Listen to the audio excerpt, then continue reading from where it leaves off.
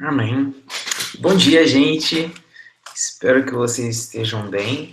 Eu gostaria de pedir para vocês abrirem suas Bíblias no texto de Colossenses, capítulo 1, versículo 24.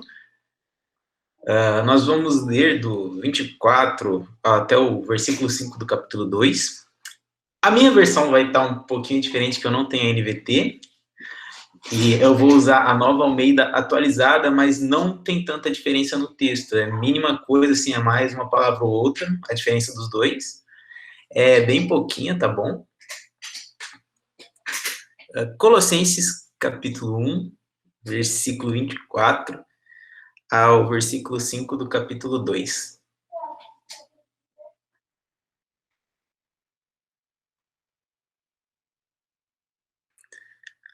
Agora me alegro nos meus sofrimentos por vocês e preencho o que resta das aflições de Cristo na minha carne, a favor do seu corpo, que é a igreja, da qual me tornei ministro de acordo com a dispensação da parte de Deus que me foi confiada em favor de vocês, para dar pleno cumprimento à palavra de Deus, o mistério que esteve escondido durante séculos e gerações, mas que agora foi manifestado aos seus santos.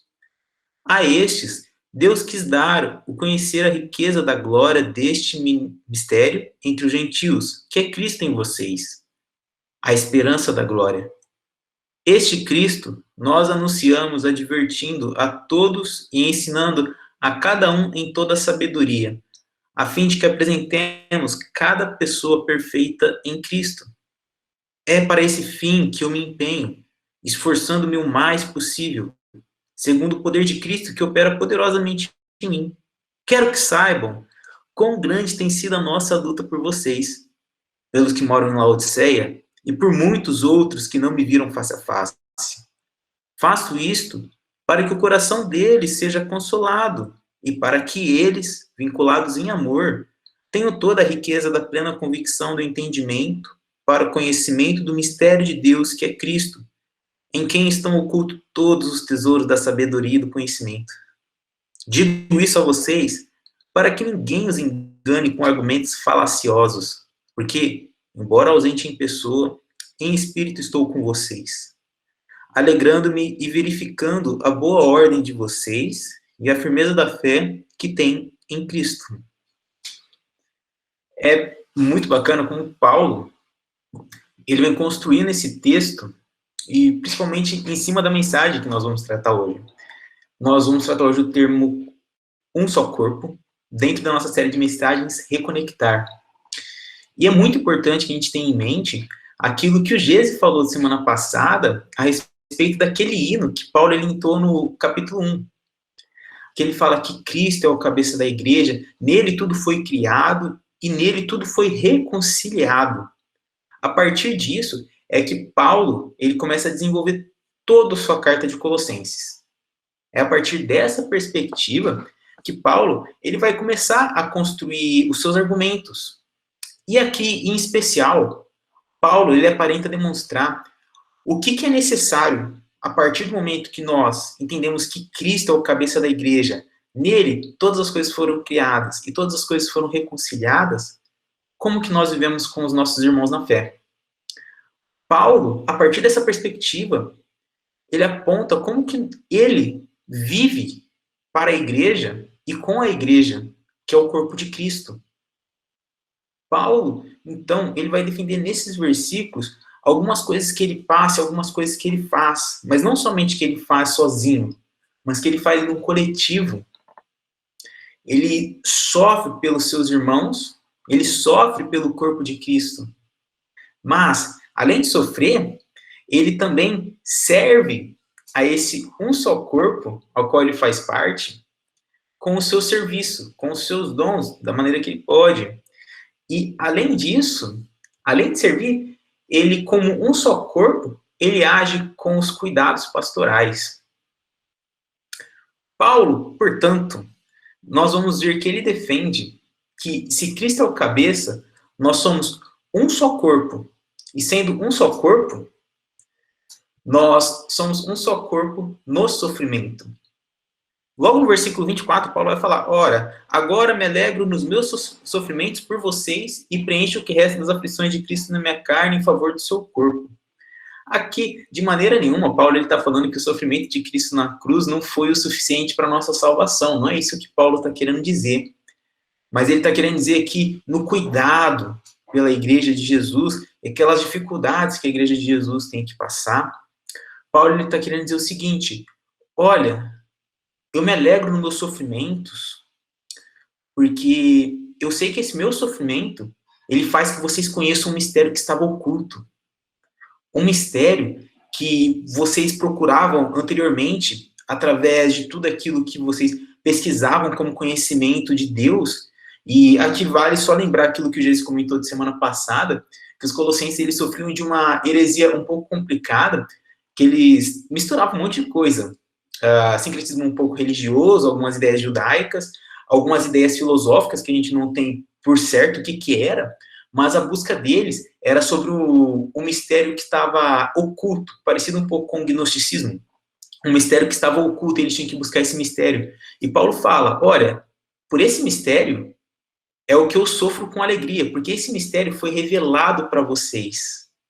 Esse mistério foi anunciado para vocês. E por causa dessa mensagem, eu sofro, mas eu me alegro, porque essa mensagem faz com que vocês conheçam a Deus, conheçam os mistérios de Deus que foram revelados em Jesus Cristo e eu anunciei para vocês.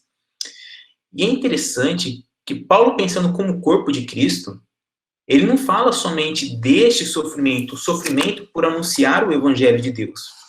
Ele fala também de um sofrimento de cansaço, que faz parte de nós termos corpo de Cristo, que é sofrer, mas uma dor que não cabe somente a mim. É uma dor que faz bem para um coletivo maior. Mas, além disso, é uma dor, um sofrimento de cansaço que ele traz. E lá no versículo 29, ele vai dizer um pouco dessa questão que ele se empenha muito, ele se esforça tanto que ele fica cansado, ele depende de Deus. E esse sofrimento que ele passa, de perseguições, a gente sabe que Paulo ele era apedrejado, ele era chicoteado, ele passava fome, ele narra isso em uma das suas cartas, que ele soube o que era passar miséria, ele se esforçava tanto que ele, em algumas cidades, quando ele ia para pregar o evangelho, ele trabalhava de dia durante um certo período, no outro período ele ficava pregando o evangelho para outras pessoas, ele se colocava constantemente a um sacrifício de exaustão do seu corpo, um sacrifício físico. Por qual motivo? Pelo corpo da qual Cristo é o cabeça. Por ele entender que Jesus era o cabeça desse corpo, e a qual Paulo fazia parte, para ele era prazeroso sofrer por esse motivo.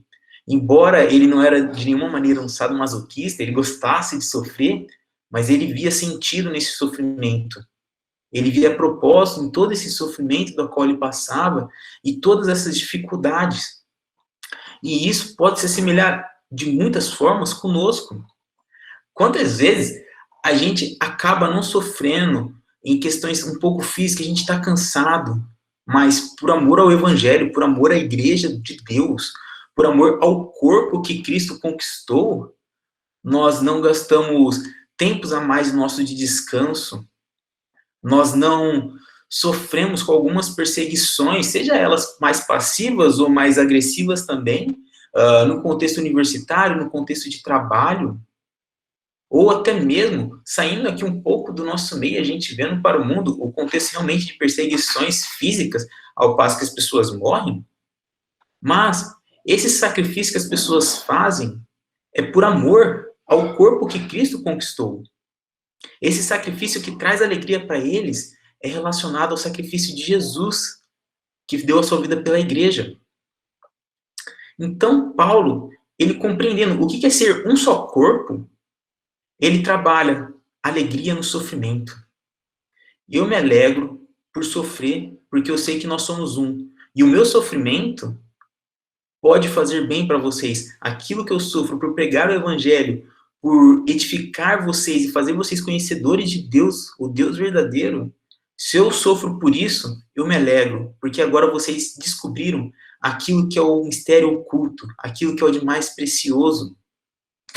E isso parece muito com um caso que nós tivemos semana não passada, mês passado, lá para o dia 18, que nós vimos um cristão copta que veio a sofrer e a morrer pelo evangelho, o Salaman é o nome dele.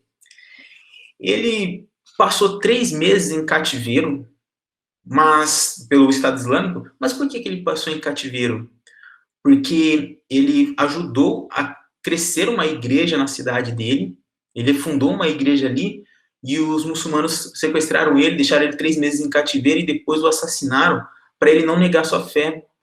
Mas isso é muito parecido com a questão de que ele entendia que ele fazia parte de um único corpo.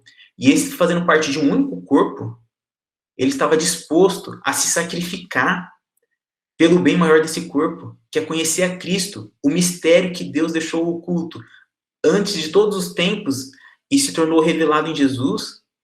Esse Salomão, ele entendeu que o sacrifício da vida dele era pouco em tornar esse evangelho, esse mistério grandioso, manifestado para os outros. Ele sacrificou tanto as suas questões físicas, quanto o seu sustento e outras questões, por amor à igreja. Na mesma medida que ele, Paulo, também diz que ser um só corpo exige sacrifício, mas não um sacrifício de tristeza, um sacrifício de alegria pelo bem do coletivo, ele também vai apontar que ser um só corpo não se limita a sacrifício.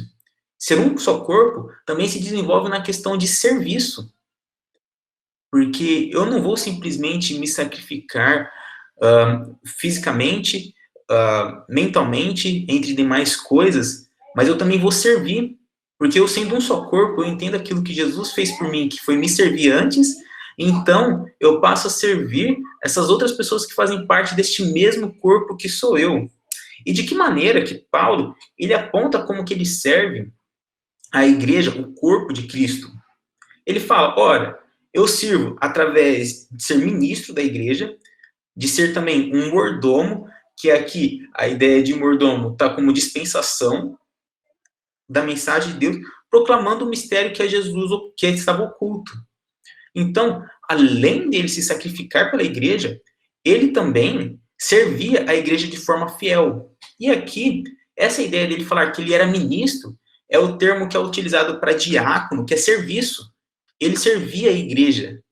Ele servia de forma fiel, de forma zelosa, ao passo que os sacrifícios anteriormente comentados não eram problemas, porque ele compreendeu que Cristo é o cabeça e nós somos um único corpo. Então, ele servia de forma fiel como um servo, e ele administrava, ele zelava de forma profunda por essas coisas que ele fazia. Ele fazia com dedicação.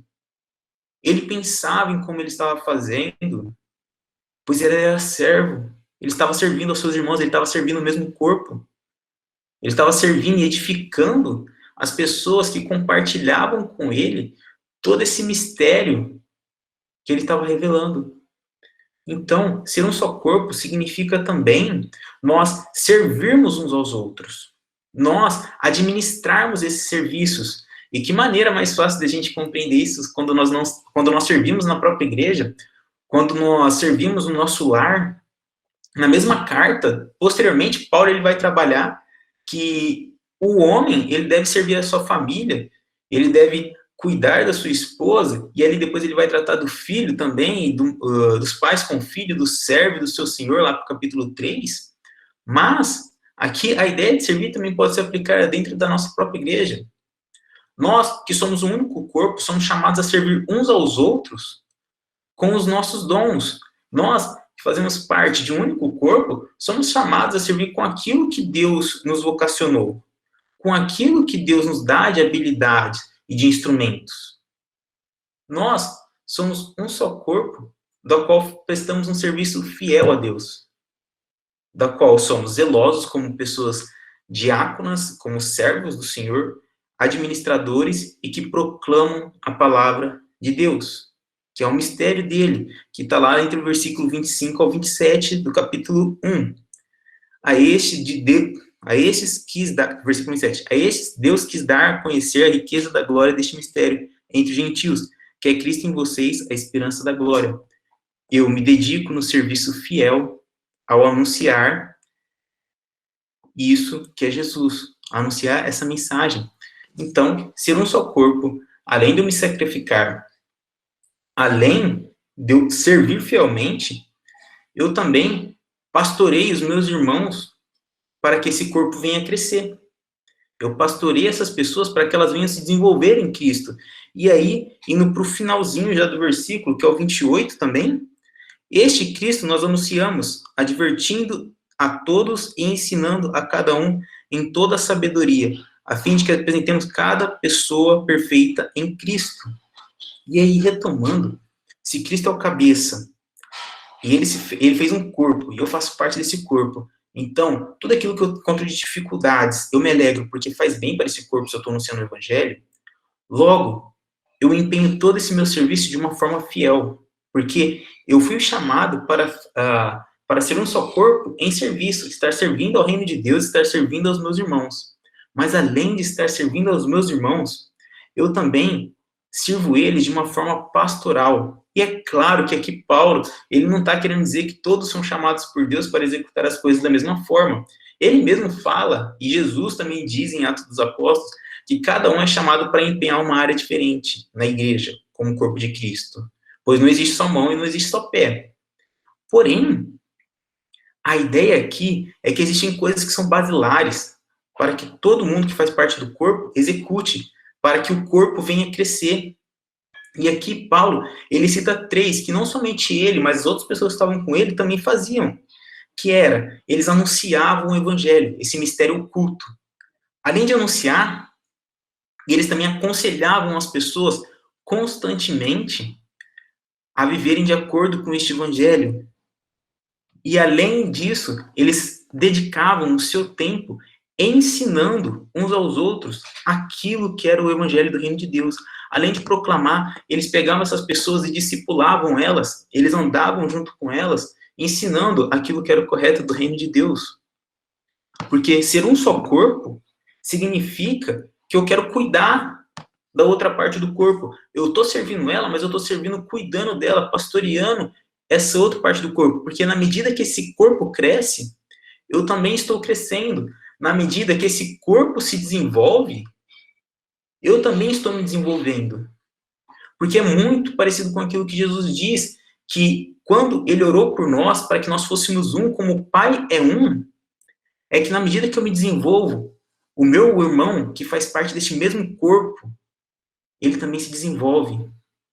Na medida que eu sofro por pregar o evangelho, na medida que eu sofro por servir a Deus, eu me alegro porque o meu sofrimento está causando edificação, está causando amadurecimento nos meus irmãos. Se eu fico cansado, eu tenho que me alegrar, porque eu estou servindo a Deus de forma fiel. E isso está trazendo amadurecimento para os meus irmãos na fé. Paulo, portanto, ele vem trazendo essa ideia de que ser um só corpo implica algumas questões para a nossa vida. Ser um só corpo faz com que a gente repense como agir. Porque se Jesus é o cabeça, como ele falou no capítulo anterior, Jesus é o cabeça desse corpo, e ele é quem comanda, tudo aquilo que está abaixo faz para que as coisas venham se desenvolvendo. E aí, se Jesus é o nosso cabeça, a gente entende que o nosso sofrimento, quando vivemos o evangelho, e aí vivemos o evangelho mesmo, vale a pena, porque isso edifica o meu próximo. Se nós sofremos cansaço, ficamos exaustos ao servir os nossos irmãos, mas servir de uma forma fiel, sendo servos mesmo, sendo pessoas que administram as coisas do reino de Deus e edificando os próximos, isso vale a pena. E se nós pastoreamos essas pessoas, cuidamos delas de perto, nós somos um só corpo, porque fomos chamados por Deus para fazermos isso, cada um servir com o seu dom, com o seu talento, com as suas multitarefas neste reino. Ser um só corpo é entender que na medida que eu dependo de você, você também depende de mim. Na medida que eu te edifico, você também me edifica. E para Paulo isso está muito claro, porque Cristo é o cabeça da igreja. E se ele é o cabeça, todos aqueles que estão abaixo são iguais. cada um edificando o outro a ser imagem e semelhança de Cristo, cada um edificando um ao outro para que Cristo seja formado em nós e nós nos apresentemos diante de Deus de forma plena e perfeita, de forma madura.